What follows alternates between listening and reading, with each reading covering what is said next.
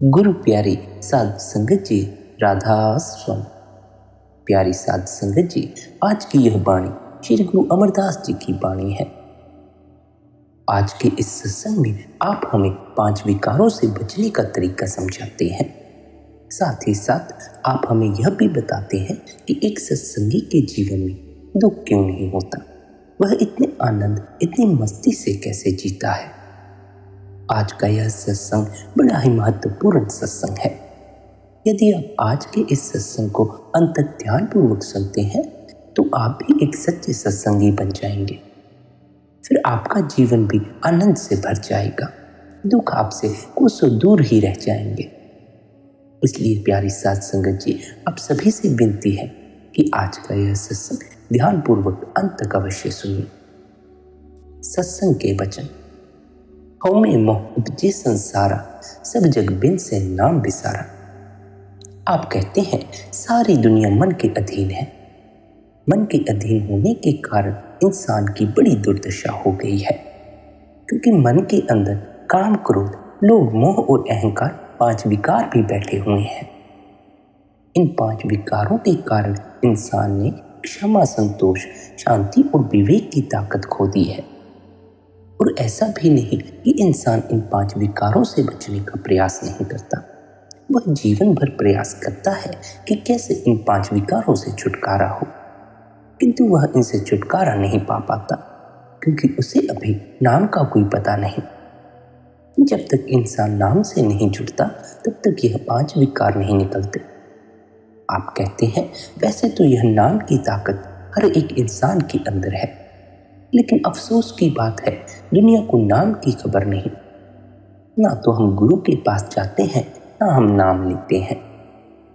अगर शील, संतोष धारण करके नाम की कमाई करते हुए भीतर का पर्दा खोल लें तो ना कभी जन्म लेना होगा और ना ही कभी मरना होगा। मगर हम सद्गुरु के पास जाते नहीं, जन्म मरण खत्म होता नहीं। नाम से बेखबर, यानी नाम को छोड़कर हम जन्मों जन्मों से दुख पा रहे हैं। यदि आप गौर से लोगों की बातें सुनो तो मालूम होगा कि कोई सुखी नहीं है। आज जो थोड़ी बहुत नाम की कमाई करता है वह चाहे सुखी हो, बाकी कोई सुखी नहीं। जिन्हें गुरु नहीं मिला, नाम नहीं मिला, सुरत शब्द के साथ नहीं जुड़ी, उन्हें तो इतना भी पता नहीं कि हम सुरत हैं या शरीर। वे अपने आप को शरीर समझे बैठे हैं। जब शरीर को कोई कष्ट होता है वे दुखी होते हैं, और जब मौत आती है वह इसको शरीर से जुदा कर देती है, फिर और भी ज्यादा दुख होता है। लेकिन जो सत्संगी हैं, जो अभ्यासी हैं, वे जानते हैं कि हम रूह हैं, हम शरीर नहीं हैं। हमारा शरीर कपड़ा है। जब मौत आती है वे खुशी से शरीर त्याग देते हैं। अगर आप अपना कोट उतार कर फेंक दो तो आपको क्या दुख है? अगर बूट निकाल कर फेंक दो तो आपको क्या दुख है? इसी तरह अगर आप इस शरीर को छोड़ दो तो आपको क्या दुख है? क्या आप शरीर हैं? नहीं, आप शरीर नहीं। लेकिन आप मानते हैं आप शरीर हैं, आपको सुख का कोई पता नहीं, यही आपके दुख का कारण है। जब मंसूर को सूली पर चढ़ाने लगे तो हुक्म दिया गया कि उसे पत्थर मारे जाएं। लोगों ने पत्थर मारे, लेकिन वह चुपचाप खड़ा रहा, उफ तक नहीं की। अब शेख शिबली भी वहां खड़ा था। कहता है अगर मैं पत्थर मारता हूं तो यह एक सच्चा फकीर है, इसे पत्थर मारना धर्म नहीं है। अगर धार्मिक कानून वालों की ओर ख्याल करता हूं तो पत्थर मारना पड़ेगा। आखिर एक फूल मारा। जब फूल मारा तो मंसूर की हाय निकल गई। शिबली ने पूछा तुमने हाय क्यों की? मंसूर ने कहा कि तुम मेरे रूहानी अवस्था से वाकिफ था। तेरे फूल की चोट लोगों के पत्थर से बढ़कर है। आखिर जब सूली पर चढ़ाने लगे तो पहले हाथ काट लिए। कहता है मुझे इन हाथों की कोई फिक्र नहीं, मेरे पास वे हाथ हैं कि एक यहाँ और एक आकाश की चोटी पर है। फिर पैर काट लिए गए। मंसूर ने कहा मेरे पास वे पैर हैं जो एक यहाँ है और एक रब की दरगाह में है। फिर आंखें निकाल ली गई। फिर मंसूर ने कहा ये आंखें नाशवान हैं, मेरे पास वे आंखें हैं जो अविनाशी को देखती हैं। अब जब जुबान काटने लगे तो कहता है ठहर जाओ। फिर कहता है ऐ मालिक जिस तरह कुम्हार मिट्टी के बर्तन को बाहर से टकोरता है, उसके नीचे हाथ रखता है और बाहर से थापी मारता है, तेरी बदौलत मैं आज पास हो गया हूँ। मुझे उम्मीद नहीं थी कि मैं इस इम्तिहान में पास हो जाऊंगा। शुक्र है तेरा मालिक, अब मेरी जुबान भी काट लो।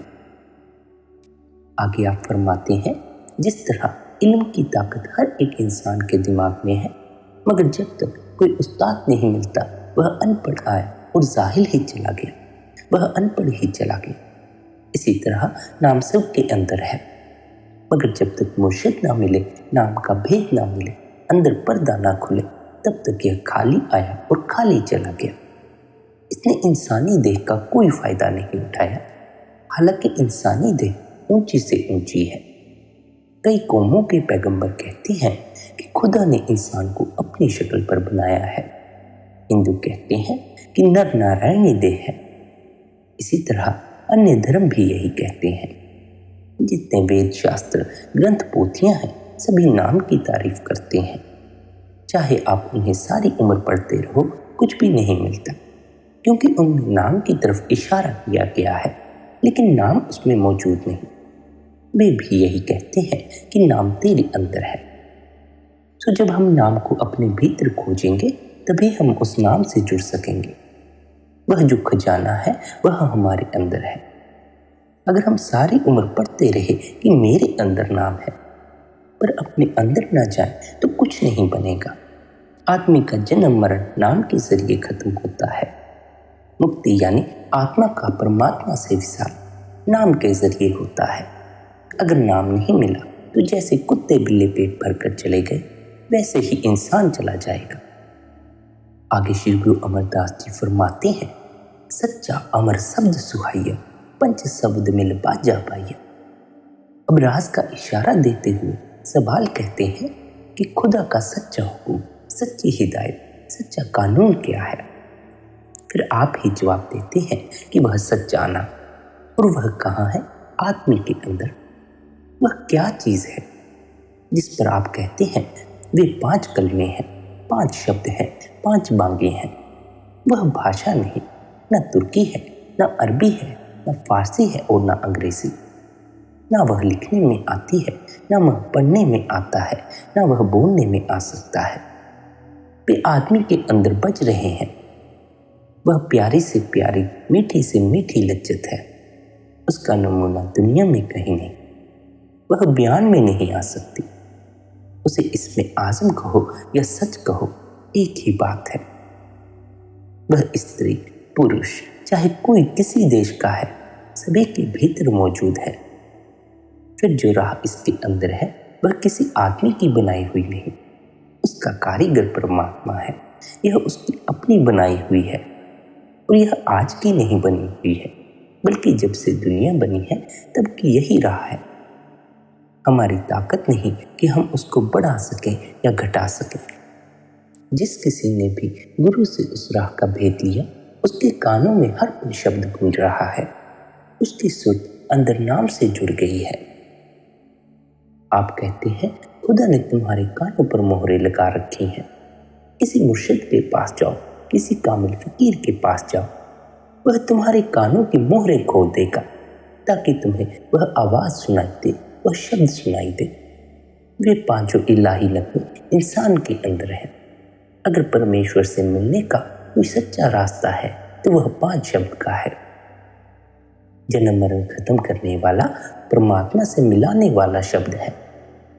कहते हैं जिसे शब्द ही नहीं मिला, उसका परमात्मा के साथ विसाल कैसा? बिना मुर्शिद ना कोई अंदर गया है और ना ही कभी जाएगा। परमात्मा ने हमारी आंखों के पीछे पर्दा लगाकर हमें बाहर निकाला है। फिर इस पर्दे को खोलने का क्या उपाय है? यह पर्दा खुलता कब है और कैसे खुलता है? जिस पर आप जवाब देते हैं, जब वह मालिक मनुष्य का चोला पहनकर गुरु बनकर आता है, तब हमारा पर्दा खुलता है। तब वह मालिक हमें उपदेश देता है कि चुप होकर अपने अंदर तवज्जो दो। तेरे अंदर 5 शब्द हो रहे हैं। वह कब सुनाई देंगे? जब दोनों आंखों तक 6 चक्रों से ऊपर चढ़ोगे। जब तक यहाँ तक नहीं चढ़ते, तब तक लफ्ज़ ही लफ्ज़ है। सारी उम्र लफ्ज़ जप कर मर जाओगे, लेकिन कुछ बनेगा नहीं, क्योंकि लफ्ज़ नाम नहीं है। नाम तो प्रेम की तान है, वह मीठी रागिनी की आवाज़ है। पता नहीं कहाँ से आती है, लेकिन आती ज़रूर है। जिनको नाम नहीं मिला उनका इस देह में आना फजूल है। जैसे कुत्ते बिल्ली जन्म बर्बाद करके चले गए, वैसे ही नाम से भी मुख आदमी अपना जीवन बर्बाद करके चला गया। अगर शब्द की लज्जत नहीं आई तो मुक्ति नहीं होगी। आप कहते हैं जब तक शब्द नहीं मिलता आदमी अंधा आया और अंधा ही चला गया। पूंजी सदगुरु के हाथ में है। जब तक गुरु पूंजी नहीं लगाता भीतर का पर्दा नहीं खुलता। दुनिया को पैदा करने वाली ताकत शब्द है। शब्द ही मुक्ति देता है, शब्द ही सब कुछ करता है। अगर मनुष्य जन्म पाकर इसने शब्द की लज्जत नहीं ली तो समझो इसने मनुष्य जन्म से कोई फायदा नहीं उठाया। अगर कोई आदमी इस दुनिया में खुशी खुशी मरता है तो केवल शब्द का अभ्यास ही मरता है। बाकी कुल दुनिया बादशाह से लेकर गरीब तक रोते हुए ही जाते हैं। बिना नाम की लज्जत लिए मुक्ति नहीं। बाकी जो दुनिया की लज्जतें हैं वे आने जाने वाली हैं। जब आ गई सुख हो गया, जब चली गई दुख हो गया। लेकिन आदमी ना तो आंखों के पीछे अंदर गया, ना पर्दा खोला, बाहर ही बाहर भटकता रहा। जो दौलत परमात्मा ने इसके अंदर इसके लिए रखी थी उसे हाथ भी ना लगाया। ना जन्म मरण खत्म हुआ और ना ही मुक्ति हुई। जब तक हम आंखों से बाहर बैठे हैं हम मन के कहे चोरी, ठगी, दुराचार, झगड़े आदि करते हैं। जब मौत आई धर्मराय के दरबार में जाना पड़ा, वहां हिसाब खोला गया। धर्मराय कहता है कि क्या करके आए हो।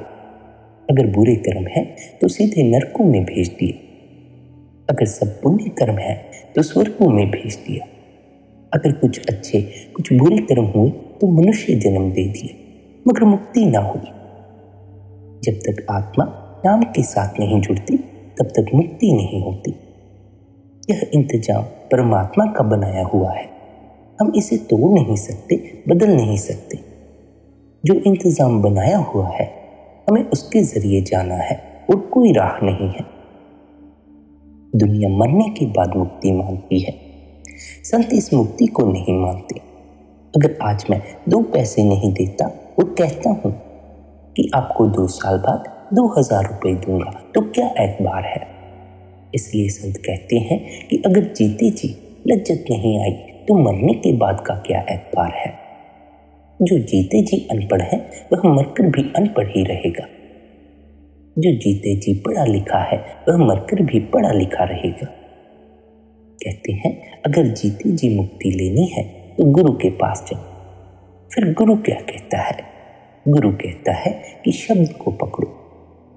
जब हम शब्द को पकड़ेंगे तो मुक्ति हो जाएगी। संत इस मुक्ति को सच्ची मुक्ति समझते हैं।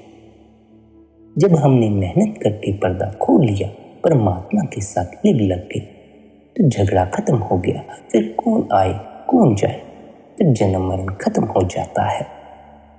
आगे श्री गुरु अमरदास जी फरमाते हैं, जीवन मुक्ति का रास्ता, जीवन मुक्ति की पदवी गुरु की मदद से मिलती है। यह मेहनत करे, पर्दा खोले, अंदर गुरु हर मंजिल पर साथ होकर मदद करता है। वहां न शिष्य का शरीर है न गुरु का शरीर है। शिष्य का असली रूप रूह है और गुरु का असली स्वरूप शब्द है। गुरु कहता है कि तू मुझे गुरु मत कह, अपना दोस्त समझ ले, भाई समझ ले। जब तू अंदर जाएगा तब जो मर्जी हो कह लेना, चाहे गुरु कह लेना, चाहे कुछ और कह लेना।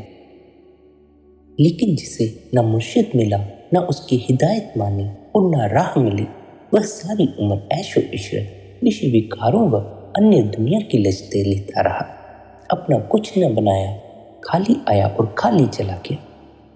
अगर किसी के घर के अंदर करोड़ों रुपए दबा हो, वह उसे ना निकाले, बाहर कोड़ी कोड़ी मांगता मर जाए, वह खाली आया और खाली चला गया।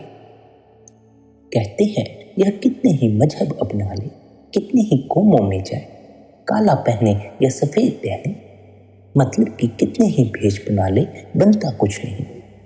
बाहर से भेष बना ले मगर अंदर तो कुछ नहीं है। अगर कोई थानेदार की वर्दी पहन ले तो थानेदार के अधिकार तो नहीं मिल जाते। इसी तरह अगर अंदर नाम नहीं आया तो समझो कुछ नहीं बना। जिस तरह विद्या की दौलत बिना मेहनत के नहीं मिलती, उसी तरह यह भी बिना मेहनत के नहीं मिलती, बल्कि कमाई की चीज है, कमानी पड़ती है। यह विषय विकार भोगता है, पर गुरु जो शब्द बताता है उसकी कमाई नहीं करता। फिर इसका क्या हाल होगा? हाल बताते हुए आप कहते हैं, यह बीमार आया और बीमार ही चला गया। इसकी रूह पर्दों से ढकी हुई आई और ढकी हुई चली गई, खाली आई और खाली ही चली गई। अंदर जो नाम था उससे कोई लाभ नहीं उठाया, न जीवन में कोई मस्ती आई, न आनंद आया। खोटे खोटे कर्म किए और गंदे गंदे जन्मों में चला गया, क्योंकि नाम नहीं मिला हुआ था। नाम मिल जाता तो खोटे खोटे कर्मों की तरफ नहीं जाता, मालिक की भक्ति करता और मुक्ति को हासिल करता।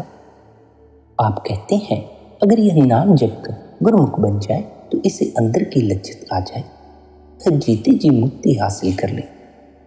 लेकिन यह गुरुमुख कब बनता है? जब यह 9 दरवाजे बंद करके तुरीयापद यानी सहस्त्रदल कवल में पहुंचे, फिर सहस्त्रदल कवल से ब्रह्म में और ब्रह्म से पार ब्रह्म में पहुंचे। वहां अमृतसर है, उसमें नहाकर यह कहता है, मैं आत्मा हूं। तब इसे अपनी असल पहचान होती है। जब तक इसे अपनी पहचान नहीं, इसे परमात्मा की पहचान कैसे हो सकती है? इसलिए कहते हैं कि जब यह गुरुमुख बनकर ऊपर चढ़ जाए तो इसका आना जाना सफल हो जाए। बहुत से लोग गृहस्थी छोड़कर साधु हो जाते हैं। कोई दुनिया की चाल ढाल देखकर दुनिया से अलग हो गया, किसी का मन विद्या पढ़कर उपराम हो गया। जो कोई भी गृहस्थी छोड़कर, अपनी कमाई छोड़कर दर दर मांगने लग जाता है, वह अपने सर केवल भार ही चढ़ाता है। इसलिए श्री गुरु अमरदास जी कहते हैं कि गृहस्थ में रहना चाहिए और हक की कमाई करनी चाहिए। गृहस्थी छोड़कर परमात्मा से मिलाप नहीं होता, गृहस्थी छोड़कर नाम की कमाई नहीं की जा सकती। क्योंकि जिसे अभी तक यह भ्रम है कि गृहस्थी में दुख है, उसे पता ही नहीं कि दुख केवल इस वजह से है कि उसकी नाम से लिव नहीं जुड़ी। कहते हैं वह नाम या इसमें आज़म इसके अंदर है, मगर यह ढूंढता बाहर है। यह बाहर जितनी बातें करता है सब फीकी है। अगर सारा दिन मिठाई मिठाई करें तो ना पेट भरता है न स्वाद आता है। अगर बनाकर खा ले तो पेट भी भर जाएगा और स्वाद भी आ जाएगा। जो आबे हयात है, हरी रस है, वह आपके अंदर है, बाहर कहीं नहीं है। जिन्हें मनुष्य जन्म पाकर गुरु नहीं मिला, नाम नहीं मिला, उनका दीन ईमान मन है। मन के कहे वह खाते पीते हैं, मन के कहे झूठ बोलते हैं, मन के कहे वे फरेब करते हैं, वे अन्य बुरे कर्म करते हैं। ऐसे मनमुख मन के कहे लगकर खोटी खोटी योनियों में जाते हैं, खोटे खोटे जन्म पाते हैं। उनको और कोई काम नहीं है, पैदा हुए और मर गए, फिर मरे और फिर पैदा हो गए। 84 लाख योनियां बड़ा लंबा चक्र है। अगर एक एक योनि एक एक साल की भी गिनी जाए तो 84 लाख साल चाहिए। जिन योनियों में उम्र हजारों और लाखों साल की हो तो 84 लाख योनियां भोगने के लिए अरबों खरबों साल चाहिए। यह देखकर रूह कांप उठती है, मगर जो मनमुख हैं वे बराबर 84 के चक्कर में आते हैं और 84 के चक्कर में चले जाते हैं। जिन्हें नाम नहीं मिला, अंदर पर्दा नहीं खुला, वे मन इंद्रियों के अधीन रहे, वे जलते आए और जलते ही चले गए। ऐसे लोगों को जागते हुए तो क्या, सपने में भी सुख नहीं। हमारी आत्मा मन के अधीन है, मन इंद्रियों के अधीन है और इंद्रियां भोगों के अधीन है। जो ज्यादा भोग भोगते हैं उनके बारे में गुरु नानक साहिब कहते हैं, बहुत स्वादों से दुख होता है और जन्म मरण नहीं मिटता। इसलिए अपने मन को काबू करना सीखो, और मन को काबू करने का केवल एक ही इलाज है, शब्द। वह नाम, वह सच्चा नाम। जिस किसी ने भी अपने लिए उस सच्चे नाम से जोड़ी है, उसका मन काबू में आ गया है। फिर उसका मन उसे भोगों की तरफ नहीं ले जाता, बल्कि आध्यात्मिक उन्नति की तरफ ले जाता है। जिसका भीतर का पर्दा खुल गया, जिसकी आत्मा अंदर आसमानी मंजिलों पर जाकर मालिक से जुड़ के उसकी महिमा करते हुए आप कहते हैं, वह देह सोने से मिलकर सोना हो गई, वह खुद भी मुक्त हो गई और जितने यार दोस्त उसके पास आए वे भी मुक्त हो गए। जिस तरह जो मक्खी शहद के प्याले के किनारे पर आ बैठी, वह शहद भी खा गई और उड़ भी गई। इसके विपरीत जो शहद के प्याले के बीच में बैठ गई, उसके पंख लिबड़ गए, उसने शहद भी ना खाया और मर भी गई। इसी तरह जो मनमुख हैं, जिनका दीन ईमान दुनिया है, वे दुनिया में भी दुखी रहे और अपना भी कुछ न बनाए। वे मनुष्य जन्म बर्बाद करके चले गए। इसके विपरीत जो गुरुमुख हैं, उन्होंने दुनिया में भी इज्जत पाली और अपना काम भी कर लिया। उनका जन्म मरण खत्म हो गया, वे मालिक के घर पहुंच गए। मौलाना साहिब का किस्सा है। मौलाना रूम साहिब के पास कुछ असलियत से बेखबर मौलवी आए और बात विवाद करने लगे। तब आपने उनसे कहा, अगर आप आधी रात को सूरज देखते हो तो मेरे साथ बात करो। वे मौलवी बड़े हैरान हुए। उन्होंने कहा, आधी रात को सूरज कौन देखता है? आपने फरमाया, वह सूरज है तो सबके अंदर, मगर सिर्फ पाक रूहें उसे देखती हैं। उसके अंदर चढ़ने पर दिन और रात में फर्क नहीं रहता। फिर मौलवियों ने मौलाना साहिब से पूछा कि अंदर सूरज ही चढ़ता है या कुछ और भी है? जिस पर आप फरमाते हैं, अंदर बेशुमार दरिया, पहाड़, जंगल हैं, जिन्हें हमारा ख्याल समझ नहीं सकता, बल्कि उनका ख्याल करने से ही रूह कांप उठती है। मौलवियों ने फिर सवाल किया कि यह सामान किस तरह मिल सकता है? आप कहते हैं, अंदर हर एक आसमान पर सीढ़ी लगी हुई है, सीढ़ी दर सीढ़ी चढ़ते जाओ। जितने फकीर अंदर गए हैं, सभी एक ही तरीका बयान करते हैं। इसको चाहिए कि रब की रजा में राजी रहे, तब रब मिलेगा। लेकिन जब तक रब की दया ना हो, यह उसकी रजा में राजी नहीं हो सकता। जब वह मालिक किसी इंसान को, किसी कौम को, किसी मजहब को बख्शना चाहता है, तो वह अपने किसी प्यारे को उस कौम में भेजकर उन्हें हिदायत देता है। जितने कामिल फकीर हुए हैं, उन सब की हिदायत एक ही है। इसके विपरीत आजकल जितने फकीर हैं, सबके मजहब, सबकी कौमें अलग अलग हैं। हालांकि मौत के वक्त सब एक हो जाते हैं। खैर, जो कामिल फकीर हैं, उनकी यह तालीम है कि किसी कामिल मुर्शिद से राह लेकर अपनी आत्मा को अंदर कलमे के साथ जोड़ दो। वे शरीयतों को स्पर्श नहीं करते, बल्कि कहते हैं कि अपनी अपनी कौम, अपने अपने मजहब में रहते हुए पर्दा खोलो। जब किसी कामिल मुर्शिद के पास जाओगे तो काम करो, लोभ, मोह और अहंकार जो तेरे दुश्मन है, सारे अधीन हो जाएंगे। फिर कोई भय नहीं, एक शांति जीवन में उतर आएगी। आगे श्री गुरु अमरदास जी कहते हैं, जब तूने गुरु धारण कर लिया, उसका पल्ला पकड़ लिया, तो फिर कोई एतराज ना कर। चाहे वह लाइज कहे, चाहे नाजायज कहे, उसके हुक्म को पूरा कर और कोई एतराज ना कर। जिस तरह की हजरत मूसा ने हजरत खिज्र के सामने किया था। जिक्र है कि एक बार हजरत मूसा को अहंकार हो गया कि मेरे जैसा लायक पैगंबर कोई नहीं। उन्होंने परमेश्वर से कहा कि अगर कोई मुझसे बड़ा है तो मुझे बता। हुक्म हुआ कि नहीं, मेरे बंदे बहुत बड़े बड़े हैं, तो उनके बराबर नहीं। मूसा ने कहा कि फिर भी बताओ तो सही। खुदा ने कहा कि फलाने दरिया पर जा, वहां तुझे एक फकीर मिलेगा, वह जो कहेगा उसे मानना। जब मूसा उसके पास गया तो उसने कहा, मूसा, तू मेरी तालीम के काबिल नहीं। मूसा ने कहा, हजरत, जो आप कहोगे मैं इनकार नहीं करूँगा। हजरत खिज्र ने कहा, बहुत अच्छा, जो मैं करूँ उस पर एतराज़ ना करना। यह कहकर दरिया के किनारे किनारे चल पड़े, आगे आगे खिज्र, पीछे पीछे मूसा। एक जगह घाट पर कुछ कश्तियाँ खड़ी थी।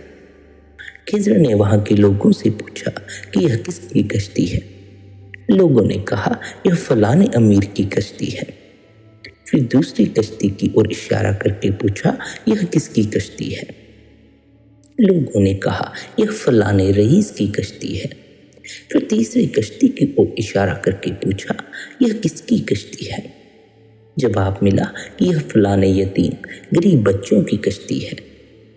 हजरत खिज्र ने लात मारकर उस कश्ती के 2 तख्त तोड़ दिए। मूसा ने कहा, आप किसी अमीर की कश्ती तोड़ते, ये गरीब बच्चे थे, आपने बहुत बुरा किया। खिज्र ने कहा, तुझे जो कहा था कि ना बोलना, कोई एतराज ना करना। मूसा ने कहा, भूल गया था, माफ कर दो। आगे गए एक गांव से बाहर कहीं एक दीवार गिरी हुई थी। खिज्र ने कहा, इस दीवार को बनाना है, मैं पानी ले आता हूँ तो गारा बना, या तू पानी ले आ, मैं गारा बनाता हूँ। क्या गारा तैयार हो गया। सारा दिन दीवार बनाते रहे।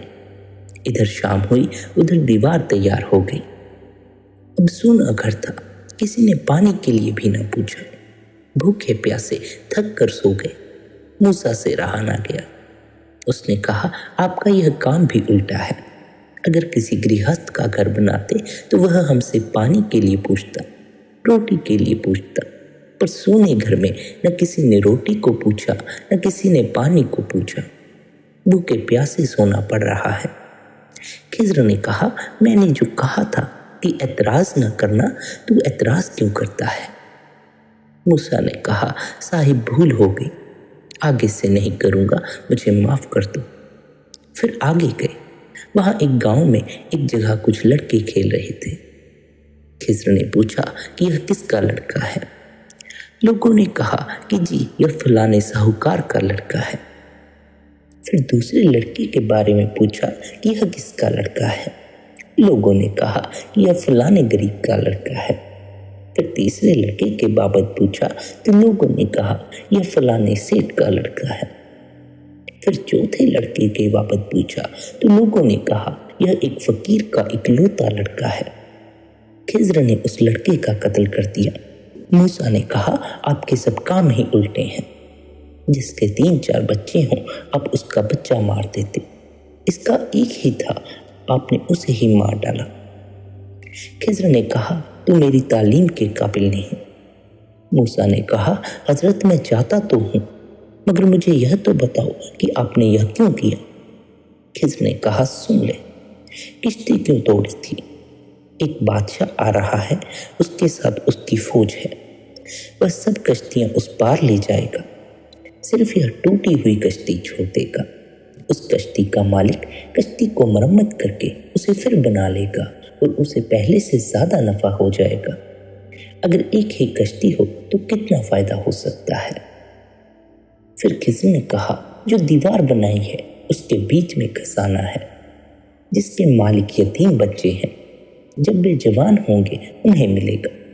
मुझे रब ने हुक्म दिया था कि इस दीवार को बना दे, कहीं ऐसा ना हो कि उनके जवान होने तक यह बिल्कुल गिर जाए, खजाना जाहिर हो जाए और लोग निकाल कर ले जाए। सो यह मैंने उसके हुक्म से बनाई है, और जो लड़का मारा है यह भी रब्बी हुक्म से मारा है। उसका पिता बड़ा इबादत वाला है। यह लड़का बड़ा होकर चोर व ठग बनता और बाप को दुखी करता। मैंने उसे मार दिया।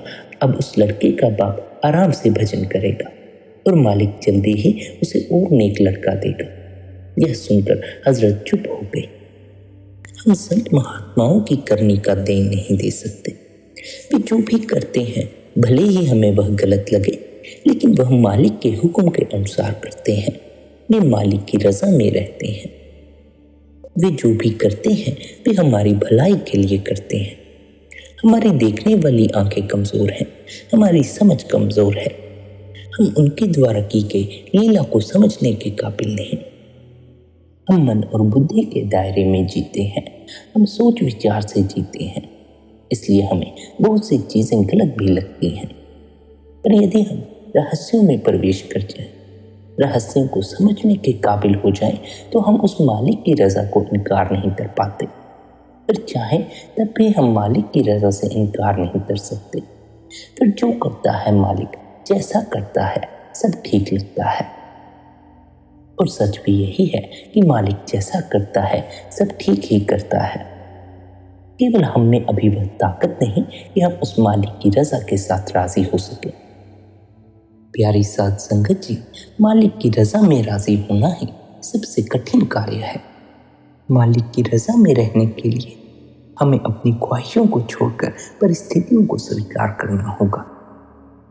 परिस्थितियों के हिसाब से दुख भी होता है, सुख भी होता है, पीड़ा भी होती है, आराम भी होता है, जन्म भी होता है, मृत्यु भी होती है।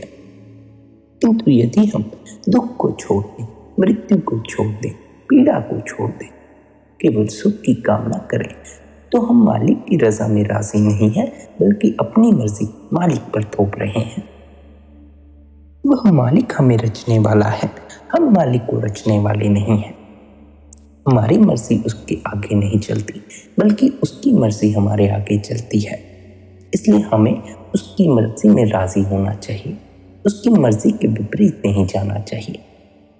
मनुष्य देह में हम किए हुए कर्मों का हिसाब चुकाते हैं, और जब तक यह हिसाब किताब खत्म नहीं होता, देह से मुक्ति नहीं हो पाती, 84 के चक्कर से आजादी नहीं मिल पाती।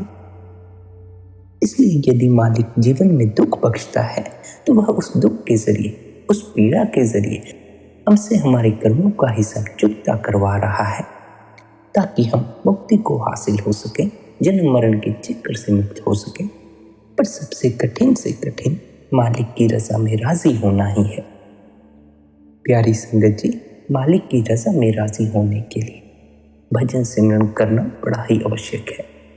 तब कहीं जाकर हमारे पास वह ताकत आती है कि हम मालिक की रजा में राजी हो सके। तब कहीं जाकर हमें वह ताकत आती है कि हम हर दुख, हर पीड़ा से गुजर सकें और खुशी खुशी गुजर सकें, कोई गम ना हो। आमतौर पर जो मनमुख हैं, जो भजन सिमरन नहीं करते, वे दुख और पीड़ा से बड़े ही दीनहीन अवस्था में गुजरते हैं। लेकिन जो सत्संगी हैं, जो भीतर नाम से जुड़े हुए हैं, जो भजन सिमरन करते हैं, उनके लिए दुख और पीड़ा कोई बड़ी बात नहीं है। वे दुख से भी इतने आनंद से गुजरते हैं कि उनका आनंद नहीं डगमगाता। इसलिए आप सभी से विनती की जाती है कि भजन सिमरन अवश्य करें। यदि जीवन को आनंद से भरना है तो भजन सिमरन करना ही होगा। यदि मुक्ति चाहिए तो भजन सिमरन करना ही होगा। यदि आप आलस्य करते हैं तो फिर इसके लिए न गुरु जिम्मेवार है, न मालिक जिम्मेवार है। इसके लिए फिर आप ही जिम्मेवार हैं। पर आप सभी इतने प्रेम प्यार से सत्संग सुनते हैं, तो आपसे आशा करता हूँ कि आप सभी भजन सिमरन भी अवश्य करेंगे। भजन सिमरन करने में कोई आलस्य ना करें। साथ ही साथ यदि आपको इस सत्संग से आनंद मिला हो, आपकी आध्यात्मिक समझ में निखार आया हो, तो इस सत्संग को शेयर अवश्य करें, ताकि यदि किसी और को आध्यात्मिक रास्ते पर रुकावटें आती हो तो उनके भी भ्रम दूर हो सके। राधा स्वामी।